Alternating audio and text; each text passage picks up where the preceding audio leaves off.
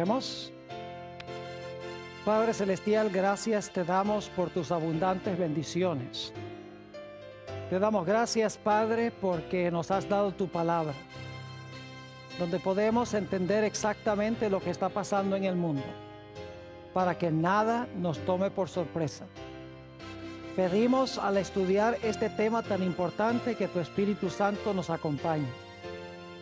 Te pedimos que abras nuestras mentes y corazones para recibir la semilla de la verdad, para que pueda germinar, crecer y producir fruto para tu honra y tu gloria. Te lo pedimos en el precioso nombre de tu Hijo, Cristo Jesús. Amén.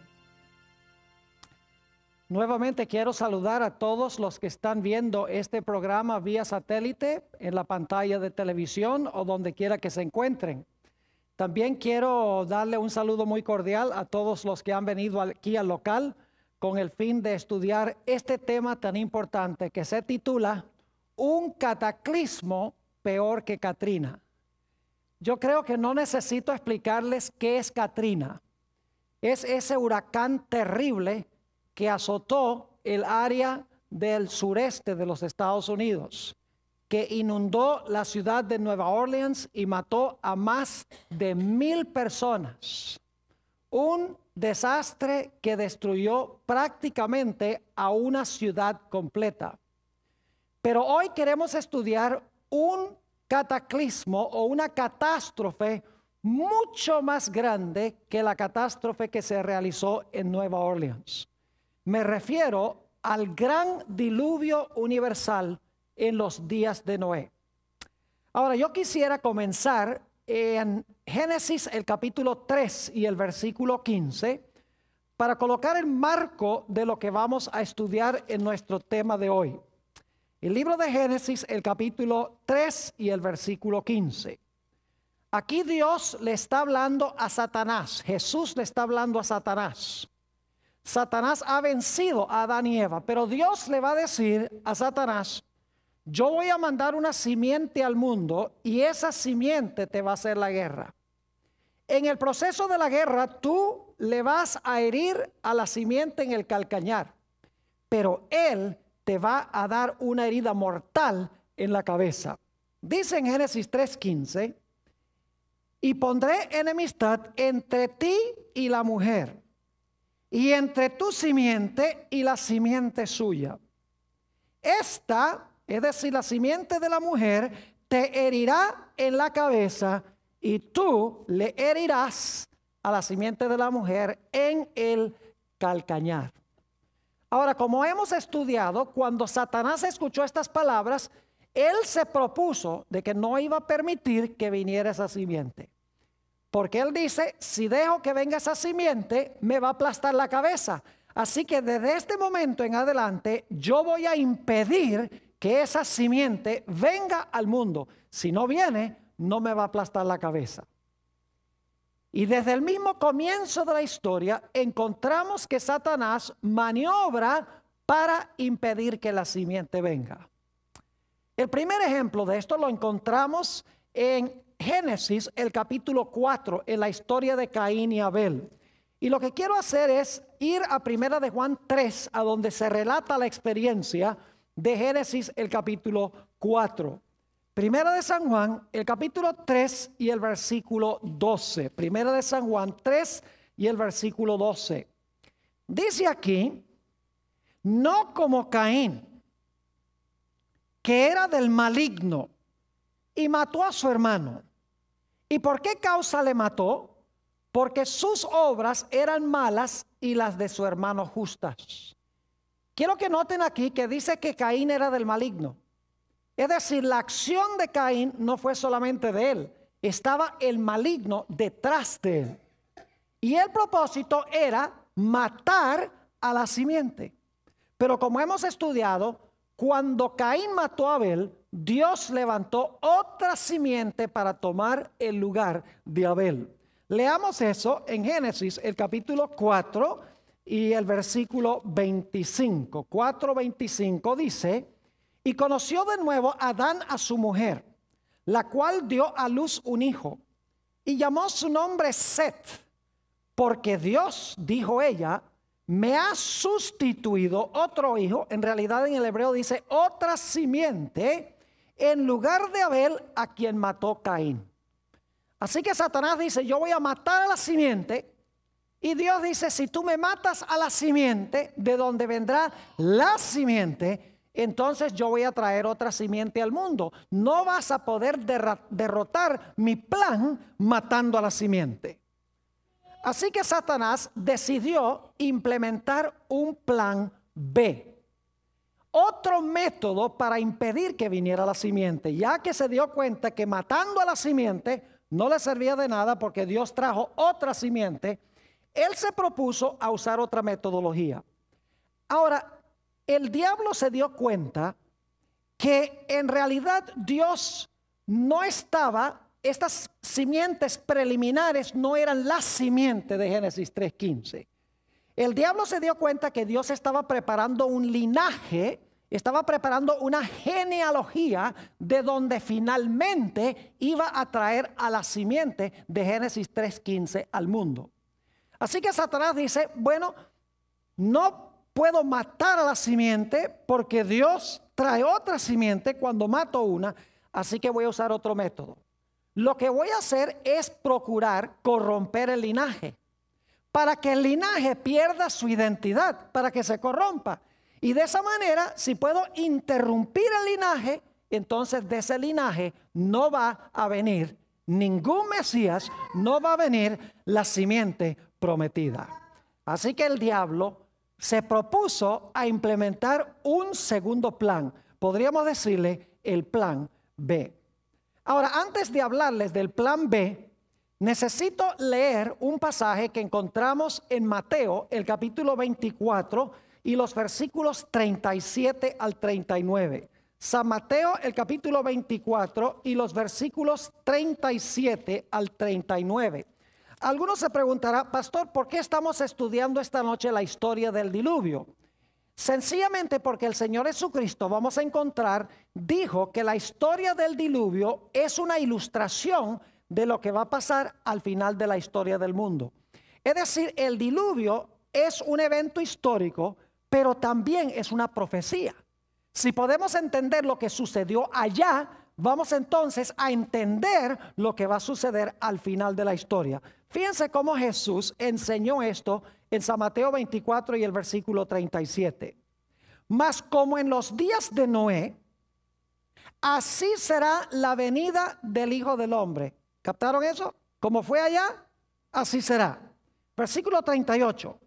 Porque como en los días antes del diluvio estaban comiendo y bebiendo, casándose y dando en casamiento, hasta el día en que Noé entró en el arca, y no entendieron hasta que vino el diluvio y se los llevó a todos. Y ahora escuchen, así será también la venida del Hijo del Hombre.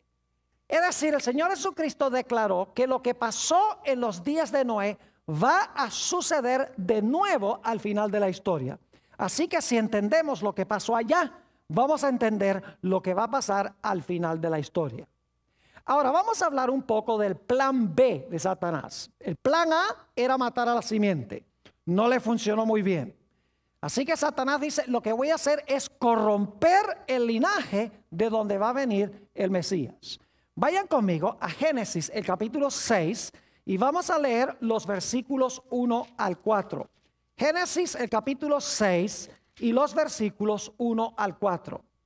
Dice, aconteció que cuando comenzaron los hombres a multiplicarse sobre la faz de la tierra, y les nacieron hijas, que viendo los hijos de Dios, que las hijas de los hombres eran hermosas, tomaron para sí mujeres, escogiendo entre todas. Y dijo Jehová, no contenderá mi espíritu con el hombre para siempre, porque ciertamente él es carne, mas serán sus días 120 años. Había gigantes en la tierra en aquellos días. Y también después que se llegaron los hijos de Dios a las hijas de los hombres y les engendraron hijos. Estos fueron los valientes que desde la antigüedad fueron varones de renombre. Encontramos en estos versículos una mezcla entre los hijos de Dios y las hijas de los hombres. Ahora, la mayoría de los eruditos hoy en día creen que los hijos de Dios eran ángeles y que las hijas de los hombres son o eran mujeres humanas de la raza humana. Es decir, hubo una relación sexual entre ángeles y seres humanos que produjo los gigantes, produjeron híbridos que se les llama los gigantes o los nefilim, como dice en hebreo aquí en Génesis el capítulo 6. Ahora, necesitamos entender bien bíblicamente quiénes son los hijos de Dios y quiénes son las hijas de los hombres. Quiero decirles que los hijos de Dios no eran ángeles. Las hijas de los hombres sí eran humanas. Ahora, permítanme mencionarles 3 razones y luego voy a mencionarles una cuarta razón que no es bíblica, pero es importante igual. 3 razones bíblicas por las cuales los hijos de Dios no eran ángeles. Número 1, los gigantes que se mencionan en Génesis 4 no fueron el fruto del cruce entre los hijos de Dios y las hijas de los hombres. Porque dice que había gigantes en aquellos días y también había gigantes después que los hijos de Dios entraron a las hijas de los hombres. Es decir, había gigantes antes de que hubiese los cruces y había gigantes también después. Es decir, los gigantes o los nefilim no eran el fruto de una relación entre ángeles y seres humanos. En segundo lugar, estos gigantes, nefilim en hebreo, se mencionan solamente en un otro lugar en el Antiguo Testamento. Les voy a mencionar la referencia. Números 13:33 dice que en la tierra de Canaán había gigantes cuando Israel iba a entrar en Canaán. Ahora, esos no podrían haber sido ángeles, los mismos ángeles supuestamente que existieron después del diluvio, porque cuando vino el diluvio, todos los gigantes fueron ¿qué cosa? Todos los gigantes fueron destruidos en el diluvio. Así que había gigantes después del diluvio.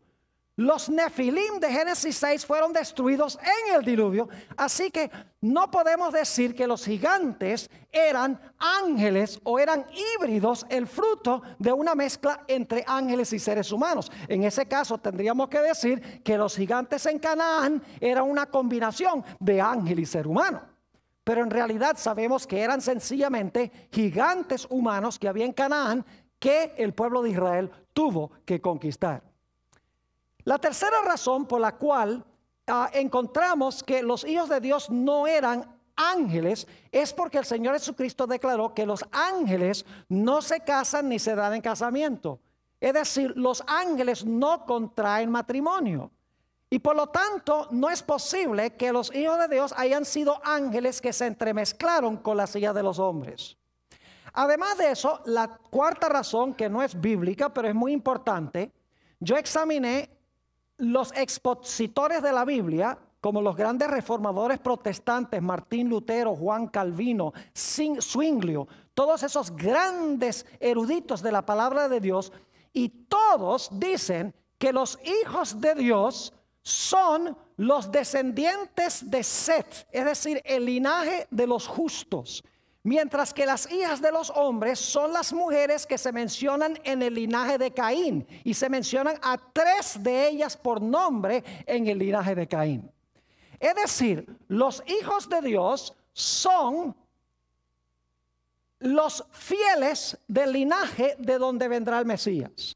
Las hijas de los hombres representan las malvadas mujeres que están en la genealogía de Caín. Ahora ustedes dicen, Pastor Borg, ¿cómo sabemos eso? Bueno, hay varias razones. En primer lugar, tenemos que mirar el contexto. En Génesis 4 está la genealogía de Caín. En Génesis 5 está la genealogía de Set, que es la genealogía de los justos, el linaje de los justos. Y luego Génesis 6 comienza hablando de hijos de Dios e hijas de los hombres. Fíjense qué interesante. Génesis 4, el linaje de Caín, de los malos. Génesis 5, el linaje de Set, el linaje de los buenos. Y luego Génesis 6 habla de la mezcla entre hijos de Dios e hijas de los hombres. Es decir, los hijos de Dios son los del linaje de Set, mientras que las hijas de los hombres son las mujeres en el linaje de Caín. Además de eso, hemos visto que en el libro de Génesis se habla de dos simientes. Se habla de la simiente de Satanás y de la simiente de la mujer. Se habla de los hijos de Dios y las hijas de los hombres. Se habla de Isaac e Ismael. Se habla de Jacob y de Esaú. En cada caso, las dos simientes son seres humanos. No son el fruto de una relación entre un ángel y un ser humano. Las dos simientes son simientes humanas. La única diferencia es que una simiente tiene el carácter de Satanás y la otra simiente tiene el carácter de Dios. Es decir, en Génesis, la batalla entre las dos simientes es la batalla entre los seguidores de Satanás y los seguidores de Dios.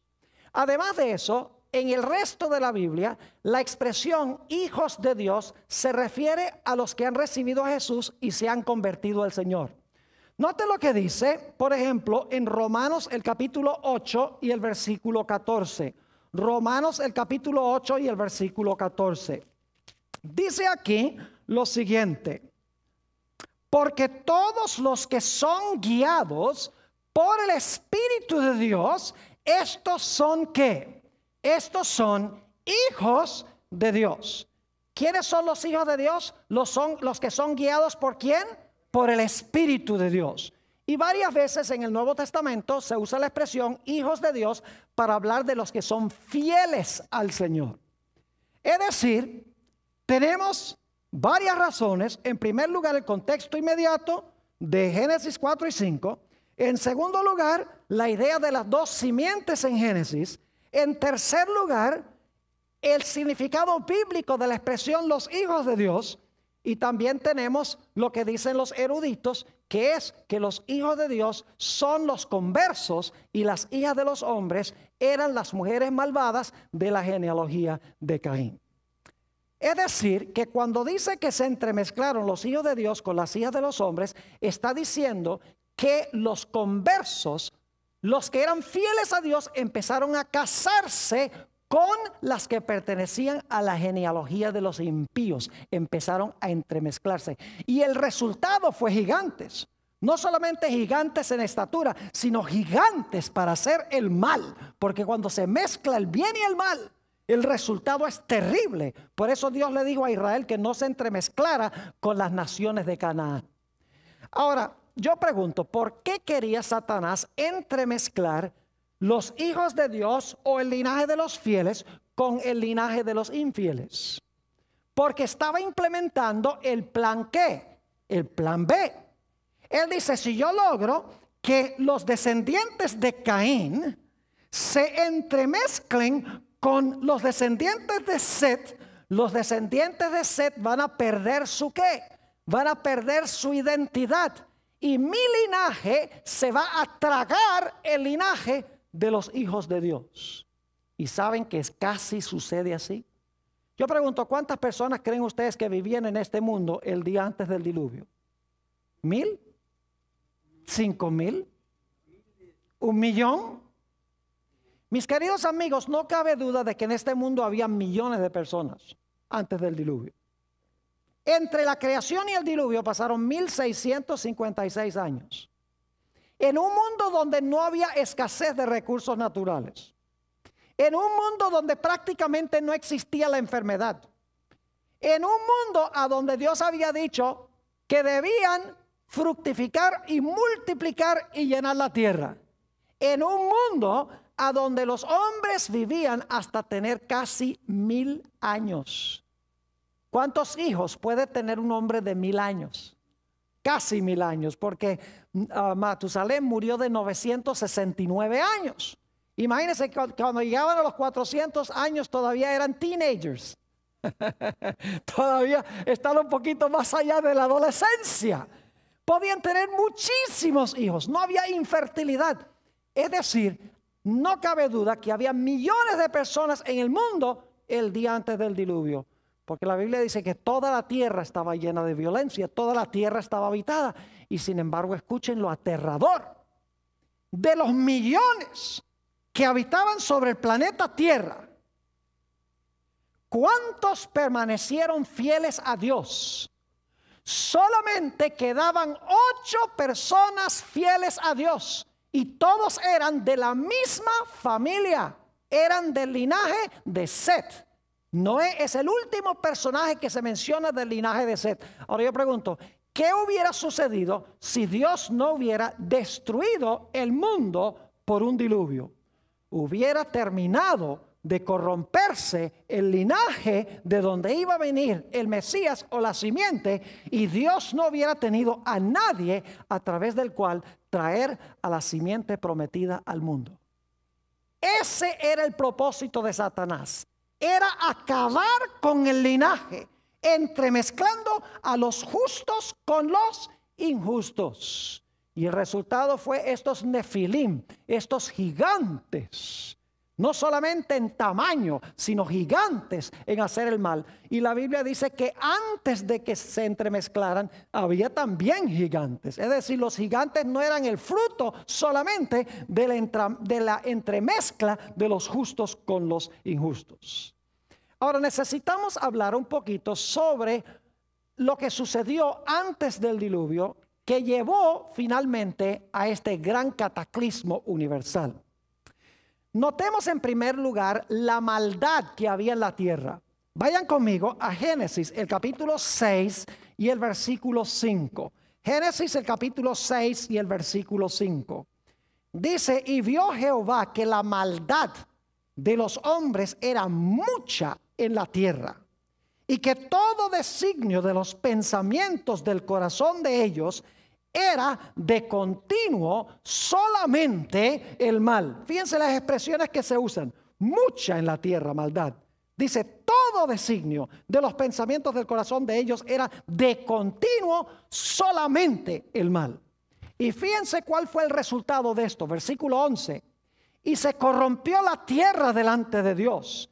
Y estaba la tierra llena de ¿qué? De violencia. Y miró Dios la tierra, he aquí que estaba corrompida, porque toda carne había corrompido su camino sobre la tierra. ¿En qué condición estaba la tierra antes del diluvio? Prácticamente, completamente ¿qué? Corrompida por el pecado y llena de violencia. Y por lo tanto Dios dice, yo voy a destruir al planeta Tierra. Pero Dios nunca destruye una civilización sin primero enviar un mensaje de advertencia. Y por lo tanto Dios levantó a un hombre llamado Noé para proclamar su mensaje de advertencia a ese mundo, de que iba a ser destruido por la iniquidad que ellos tenían. Quiero que noten lo que dice en 2 de Pedro, el capítulo 2 y el versículo 5 sobre este predicador. 2 de San Pedro, el capítulo 2 y el versículo 5. Dice aquí, y si no perdonó al mundo antiguo, sino que guardó a Noé, escuchen bien, pregonero de justicia, es decir, predicador de justicia, el que proclamó la justicia, con otras 7 personas, trayendo el diluvio sobre el mundo de los impíos. ¿Qué fue lo que proclamó o pregonó Noé? Pregonó que era necesario tener ¿qué? Justicia. Noten también lo que dice el libro de los Hebreos, el capítulo 11, y vamos a leer el versículo 7. Hebreos, el capítulo 11 y el versículo 7. Aquí está hablando nuevamente del mensajero que Dios levantó. Dice, por la fe Noé, cuando fue advertido por Dios acerca de cosas que aún no se veían, con temor preparó el arca en que su casa se salvase, y por esa fe condenó al mundo y fue hecho heredero de la justicia que viene por la fe. ¿Qué hizo Noé? Noé predicó y también ¿qué? Y construyó. Porque si sencillamente hubiera dicho que Dios iba a destruir el mundo por un diluvio y no hubiera hecho nada, como que la gente no le hubiera creído mucho. Pero si él predica el mensaje y vive el mensaje haciendo un arca, la gente queda absolutamente sin excusa. Ahora, ¿qué mensaje proclamó Noé? ¿Era un mensaje de amor? Sí. Dios les dijo, Dios ama a esta civilización. Dios no quiere destruirlos. Dios quiere que vivan. Él no quiere la muerte del pecador. Arrepiéntanse de su pecado. Cambien sus vidas por el poder de Dios. Y entonces Dios no va a enviar el diluvio. Pero si no se arrepienten y cambian sus caminos, el diluvio vendrá.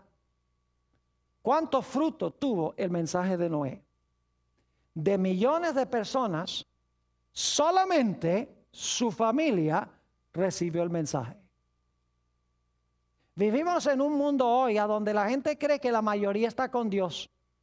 ¿Sabe usted que en la Biblia la mayoría nunca ha estado con Dios? Es la minoría la que está con Dios. Algunas personas dicen, ¿cómo es que los adventistas pueden tener razón cuando ellos dicen que se debe guardar el sábado cuando casi todo el mundo guarda el domingo? ¿Ve? La gente se rige por las mayorías y no por lo que enseña la santa palabra de Dios. El mensaje de Noé no fue un mensaje blandito, no fue un mensaje suave, no era un mensaje, bueno, Dios ama a todo el mundo, Dios no va a destruir a nadie, todo va a andar bien, no se preocupen. Él predicó justicia, dijo, arrepiéntense y cambien sus caminos porque la destrucción vendrá. Ahora escuchen bien, el mensaje de Noé no fue un mensaje fácil.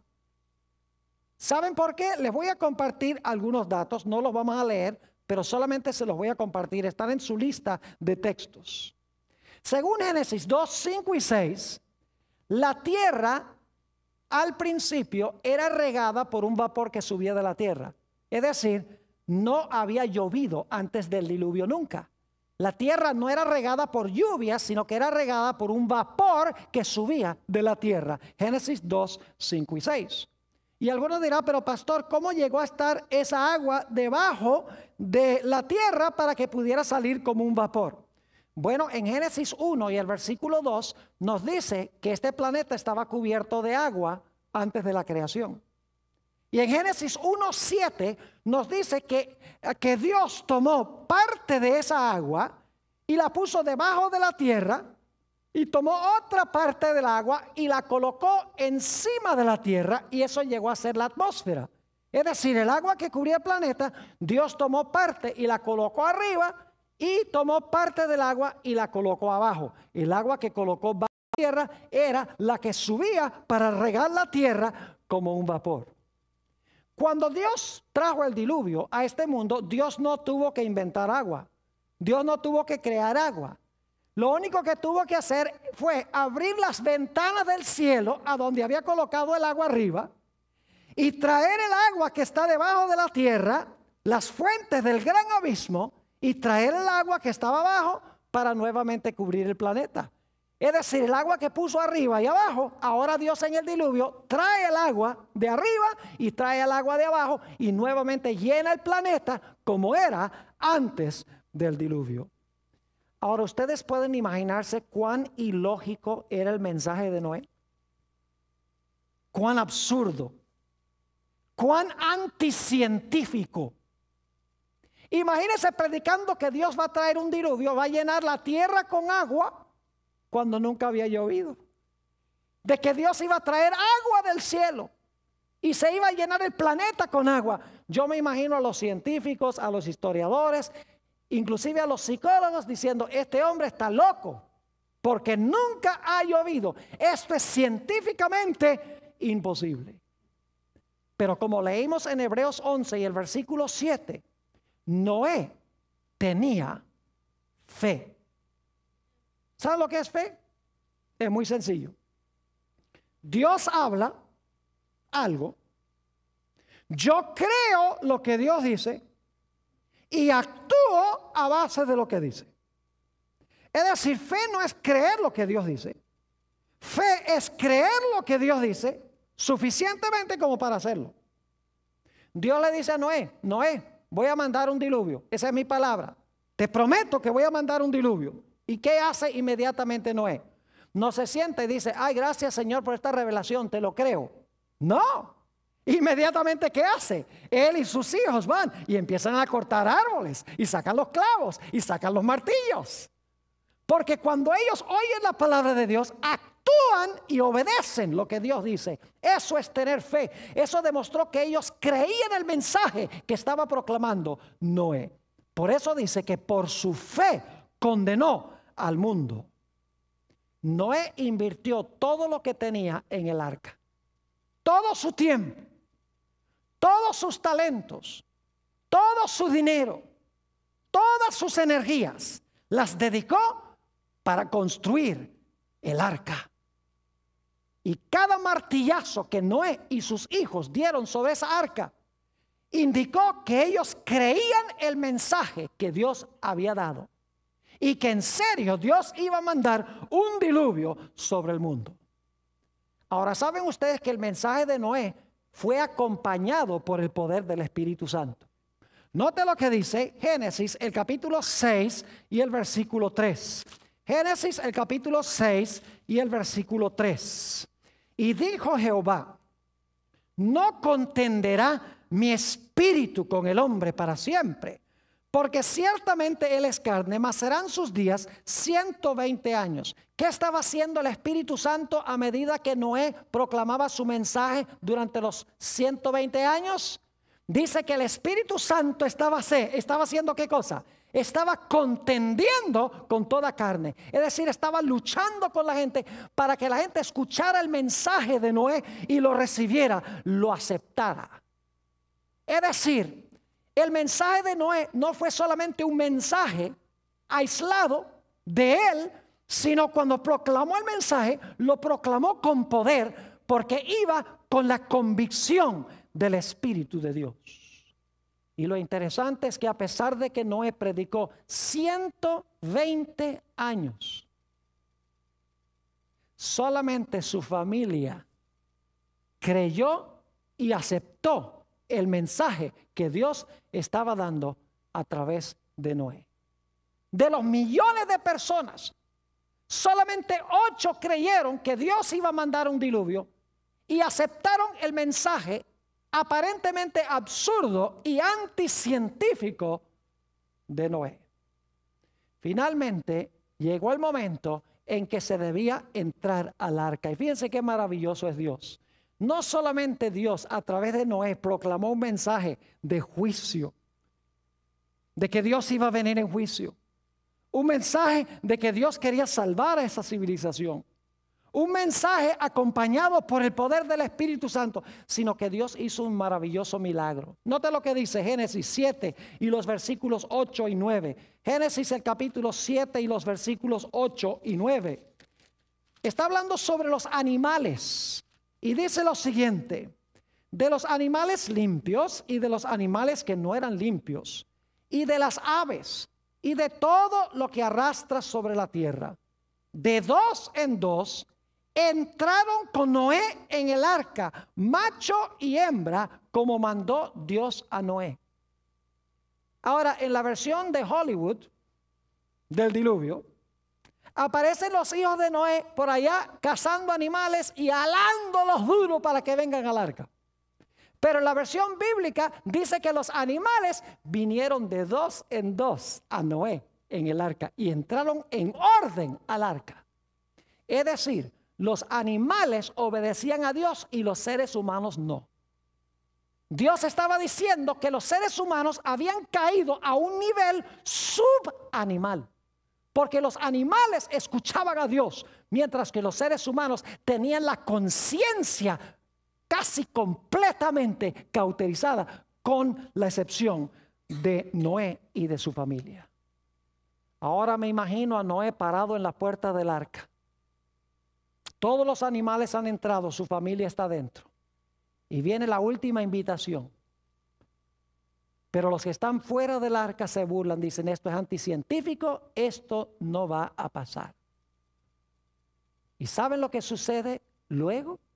Noten lo que dice Génesis, el capítulo 7 y el versículo 16. Génesis, el capítulo 7 y el versículo 16. Ya cuando se ha presentado el mensaje, los animales han entrado, sucede algo solemne. Dice allí en el versículo 16, y los que vinieron, noten, los que vinieron, no los fueron a buscar, los que vinieron, macho y hembra de toda carne vinieron, como le había mandado Dios. Y ahora escuchen, y Jehová le ¿qué? Y Jehová le cerró la puerta. Y apenas se cerró la puerta, empezó a llover.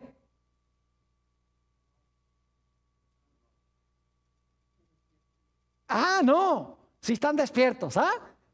Y los que están viendo vía satélite, están despiertos. Empezó a llover el momento que se cerró la puerta. No, ¿cuánto tiempo pasó?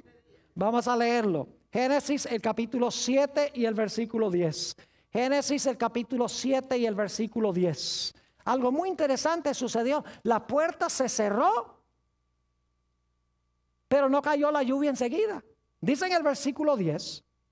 Y sucedió que al séptimo día las aguas del diluvio vinieron sobre la tierra. ¿Cuánto tiempo pasó entre cuando se cerró la puerta y cuando empezó a llover? Pasaron 7 días. Yo pregunto, durante esos 7 días, ¿los justos estaban vivos dentro del arca? ¿Los impíos también estaban vivos? Claro que sí. ¿Los salvos estaban salvos? ¿Y los perdidos estaban perdidos? Claro que sí.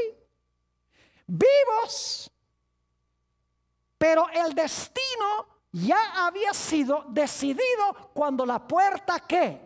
Cuando la puerta se cerró. Es decir, los impíos no se perdieron cuando empezó a llover. Los impíos se perdieron cuando Noé terminó de predicar y la puerta fue cerrada por Dios. Ahora yo quiero que ustedes se imaginen qué habrá pasado. ¿Ustedes creen que la fe de Noé y su familia fue severamente probada? Imagínense ustedes, pasa un día, nada, 2 días, nada, 3 días, nada, 4 días, nada, 5 días, nada, 6 días, nada.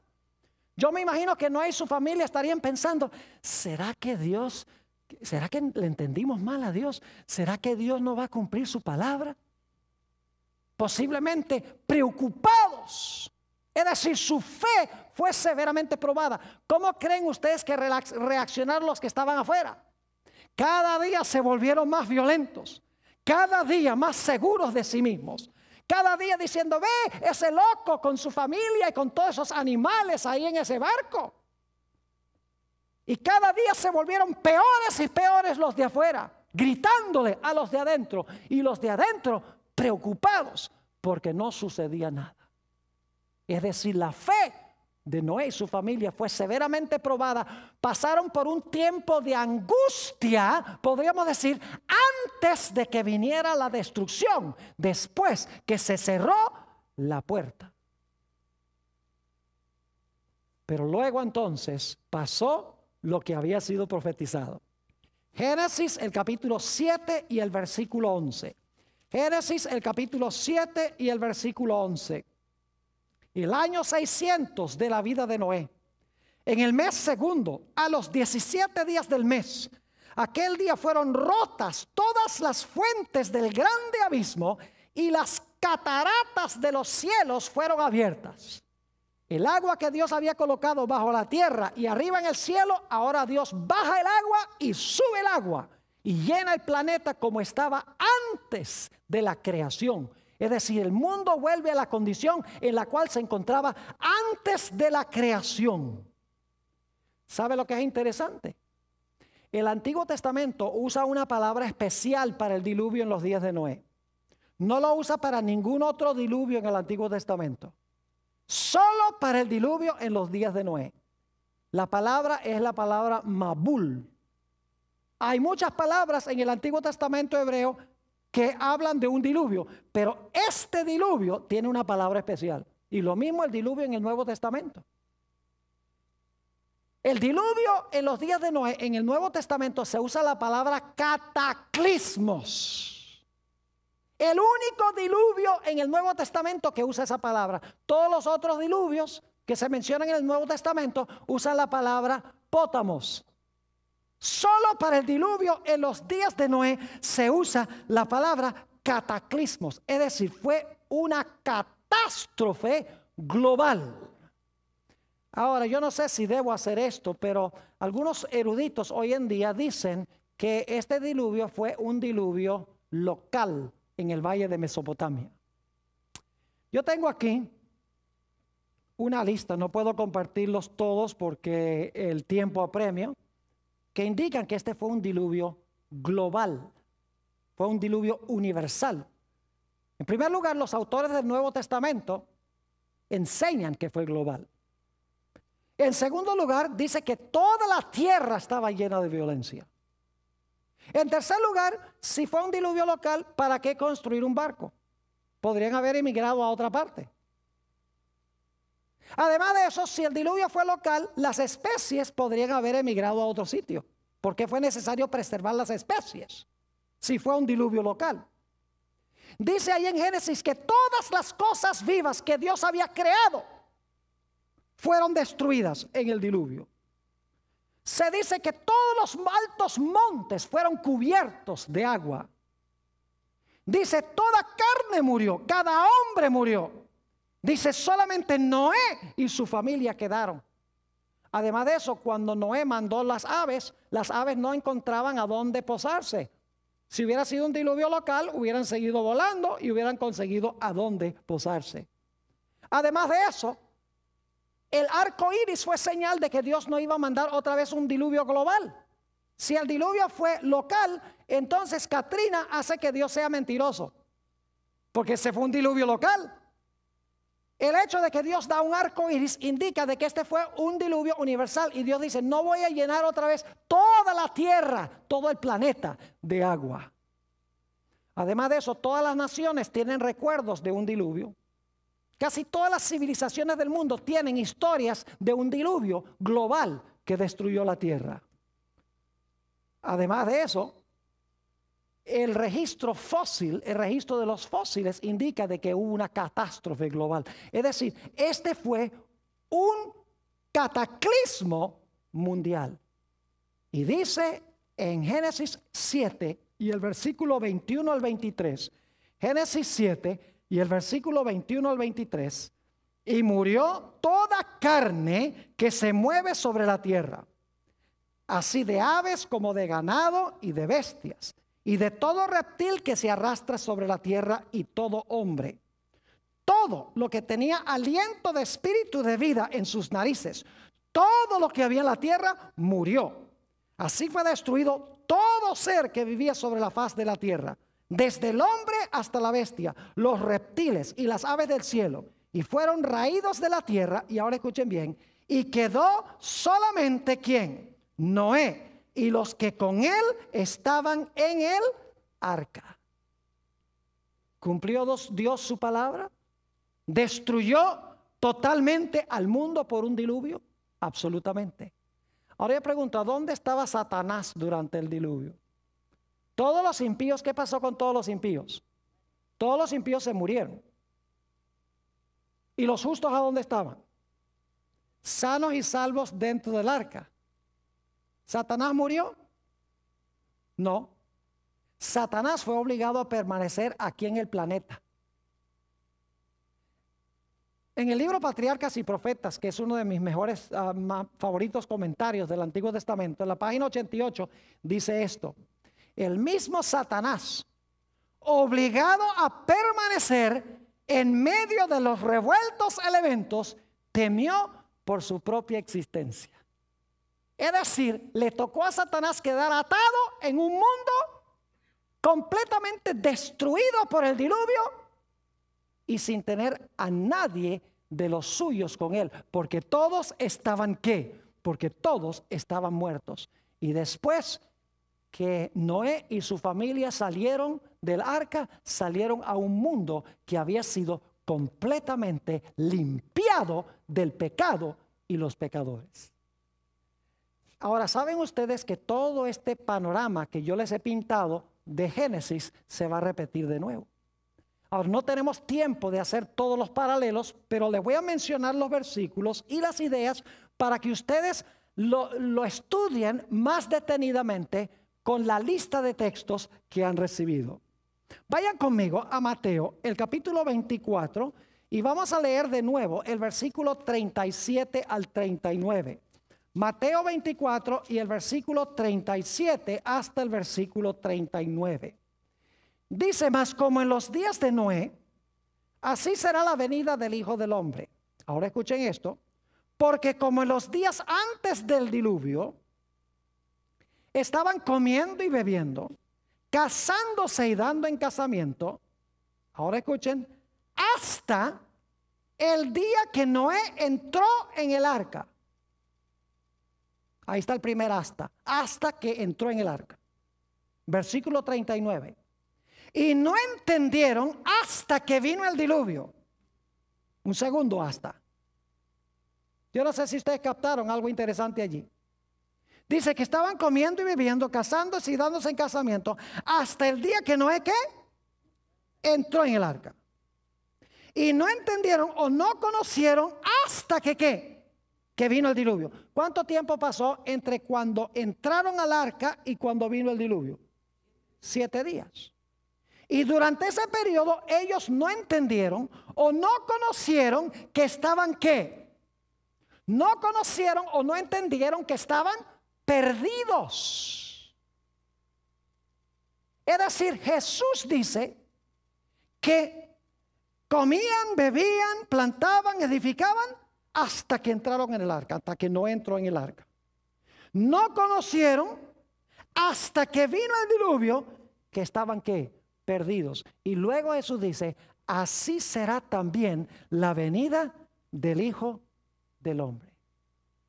Entonces yo pregunto, ¿lo que pasó en los días de Noé va a pasar de nuevo? Inclusive el hecho de que se va a cerrar la puerta y va a pasar un tiempo en que los perdidos no saben que están perdidos antes de que venga la destrucción.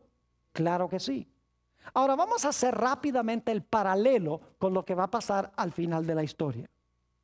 Yo pregunto, ¿Dios nos dice a nosotros hoy que no nos unamos en yugo desigual con los incrédulos? Lo que estaban haciendo antes del diluvio, estaban entremezclándose los fieles con los infieles, los hijos de Dios con las hijas de los hombres.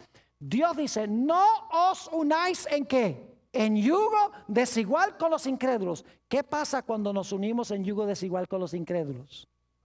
Los que creen no se ganan a los que no creen, sino que los que no creen arrastran a los que creen. Y Satanás quiere al final de la historia que los justos se entremezclen con las costumbres de los injustos y con las costumbres del mundo, para que el pueblo de Dios pierda su identidad. Y como en los días de Noé, no quede nadie del lado de Dios. El diablo está haciendo lo mismo. Yo pregunto, ¿el mundo al final de la historia va a estar en una condición muy semejante a la condición en que estaba en los días de Noé? Lean el catálogo de pecados que se mencionan en Segunda de Timoteo. Segunda de Timoteo, el capítulo 3. Y lo voy a leer rápidamente. Segunda de Timoteo, el capítulo 3. Y empezando en el versículo 1. También debes saber esto, que en los postreros días, fíjense, los postreros días vendrán tiempos peligrosos. Porque habrá hombres amadores de sí mismos, avaros, vanagloriosos, soberbios, blasfemos, desobedientes a los padres, ingratos, impíos, sin afecto natural, implacables, calumniadores, intemperantes, crueles, aborrecedores de lo bueno, traidores, impetuosos, infatuados, amadores de los deleites más que de Dios. ¿Estamos viviendo en esa clase de mundo hoy? Claro que sí. Y sin embargo dice que tendrán, ¿qué cosa? La apariencia de la piedad, pero negarán la eficacia de ella. A estos evita. El mundo está ahora en la condición en la cual se encontraba antes del diluvio. Yo pregunto, ¿Dios va a venir a destruir este mundo como lo hizo en los días de Noé? Claro que sí. ¿Pero va a destruir el mundo sin antes dar un mensaje de advertencia? No. Ustedes pueden leer ese mensaje de advertencia en Apocalipsis el capítulo 14, donde desciende un ángel del cielo que tiene el evangelio eterno para predicarlo a los que moran a la tierra, a toda nación, tribu, lengua y pueblo. Y que dice en alta voz: temed a Dios y dadle gloria, porque ¿qué? porque la hora de su juicio ha llegado. Y adorad a aquel que hizo el cielo, la tierra, el mar y las fuentes de las aguas. Es decir, Dios envía al mundo un mensaje poderoso para avisarle al mundo que ha llegado la hora del juicio y que pronto vendrá la destrucción. Yo pregunto, ¿ese mensaje irá acompañado del poder del Espíritu Santo? Escuchen bien lo que les voy a decir, no tenemos tiempo de leerlo. Pero inmediatamente después del mensaje del tercer ángel, porque son 3, inmediatamente después que se presentan los mensajes de los 3 ángeles, que es el último mensaje de Dios al mundo, se ve una escena a donde el Hijo del Hombre está sentado sobre una nube y tiene en su mano una hoz aguda y va a cosechar la tierra, porque la mies está madura y porque las uvas están maduras. ¿Saben ustedes qué era lo que maduraba la cosecha en los tiempos bíblicos? Lo que maduraba la cosecha era la lluvia tardía, que representa el Espíritu Santo. Es decir, los mensajes de los 3 ángeles van acompañados del poder del Espíritu Santo y van a hacer lo mismo que hizo el mensaje de Noé en los días antes del diluvio. Van a polarizar el mundo. Algunos van a recibir el mensaje, otros van a rechazar el mensaje. La mayoría lo va a rechazar. La minoría los va a aceptar. La mayoría va a decir que el pueblo de Dios está loco. Que el pueblo de Dios, cuando dice que Cristo va a venir en las nubes, que eso es imaginario, que eso no va a pasar. Pero el pueblo de Dios seguirá predicando. Y el mundo se va a polarizar en 2 grupos como resultado del mensaje acompañado del poder del Espíritu Santo.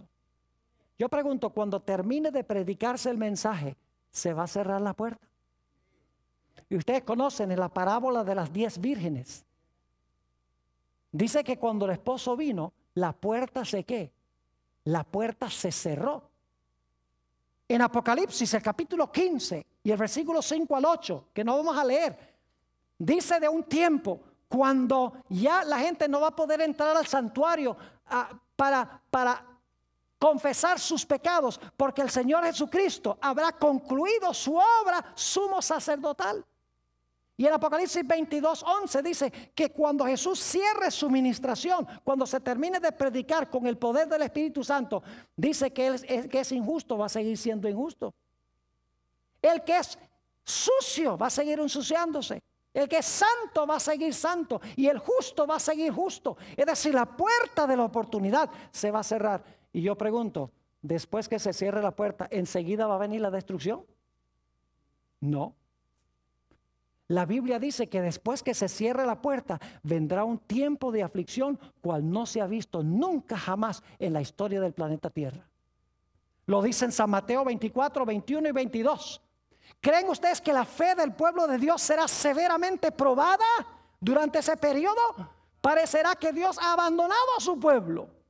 Pero el pueblo de Dios continuará siendo fiel a Dios, confiará en Dios, mientras que los mundanos cada día se van a volver más y más violentos y altaneros en contra del pueblo de Dios. Ya cuando el tiempo de angustia venga, ya todo el mundo habrá decidido estar en un lado o en otro lado, porque la puerta se habrá cerrado. Y luego entonces vendrá la destrucción global. Jeremías vio esta destrucción global. Jeremías 4 y el versículo 23. El profeta vio este momento cuando Cristo venga. Dice, miré la tierra y he aquí que estaba ¿qué? Desordenada y vacía. Y miré los cielos y no había en ellos ¿qué? Luz. Es decir, cuando Cristo venga, la tierra va a volver a la condición de desorden que tenía antes de la creación y que tenía cuando vino el diluvio. Porque en el diluvio el planeta se llenó de agua y se puso oscuro como antes de la creación. Es decir, el mundo va a regresar a esa condición. Y yo pregunto, ¿dónde va a estar Satanás? Durante los 1000 años, ¿a dónde va a estar Satanás? ¿Cuántos impíos va a tener cuando Cristo venga? ¿Cuántos seguidores va a tener Satanás vivos? Ninguno. Porque dice en Apocalipsis 25, el resto de los muertos no tornaron a vivir, sino hasta que se cumplieran los 1000 años. Igual que en el diluvio, todos los seguidores de Satanás van a estar muertos. Y Satanás va a ser atado a este mundo. Dice que se va a ser encadenado en Apocalipsis el capítulo 20 y el versículo 1 al 3. Va a estar vivo aquí con sus ángeles. Los impíos van a estar todos ¿qué? Todos muertos. Y los justos van a estar con Jesús en la patria celestial. Y así como vino agua del cielo y agua de debajo de la tierra. Segunda de Pedro el capítulo 3 dice que ya no será agua, sino que vendrá un lago de fuego de arriba y un lago de fuego de abajo que destruirá la tierra, purificará la tierra, limpiará la tierra del pecado y pecadores. Y entonces Dios hará un cielo nuevo y una tierra nueva a donde habita la justicia. ¿Qué debemos hacer en preparación? Ustedes tienen los versículos, solamente resumo. Jesús viene pronto. Jesús dijo que debemos velar. Segundo lugar, debemos orar. En tercer lugar, debemos trabajar con amor por otros, compartir nuestro alimento, compartir nuestra ropa, etc. Debemos estar listos. Debemos usar nuestros talentos para gloria de Dios y debemos ocuparnos hasta que Él venga.